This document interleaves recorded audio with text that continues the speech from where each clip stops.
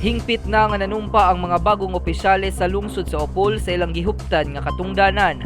Gipahigayon ang oath-taking ceremony ni atong adlaw Miyerkules, Hunyo 15, 2022 sa Opol Community College Covered Court, Opol ning lalawigan.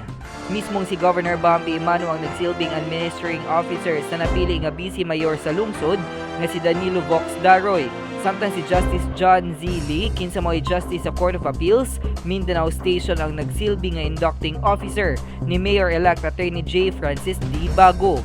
Ug ang mga napiling konsehales sa lungsod nanumpa atubangan ni Medina Mayor Donato N. Chan. Gipasalig ug gipanumpaan sa mga napiling opisyales nga sila magmatinud-anon ug magmatarong sa ilang katungdanan ug tumano ng ilang responsibilidad nga gisalig kanila sa katawhan. I stand here in front of you, humbled by the task before us, grateful for the trust you have bestowed, and filled with hope of changing the life of every Opolano, the people of my beloved municipality. Together, all of us, Opolanos, Pisamistos, Filipinos, we will make Opol great again.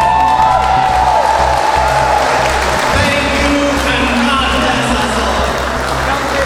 Mitambong sa maong kalihukan sila board member Dexter Yasay, mga sakop sa pamilya sa mga opisyal, mga higala, personahe sa munisipyo o kabaranggayan, kwerpo sa kapulisan o BFP, mga magtutudlo o uban pang mga dinapit nga bisita.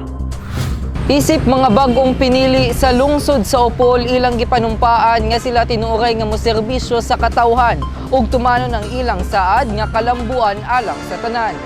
Kauban si Andy Pakamalan sa kamera, ako si Lambo Raymark Simania alang sa Miss or Balita.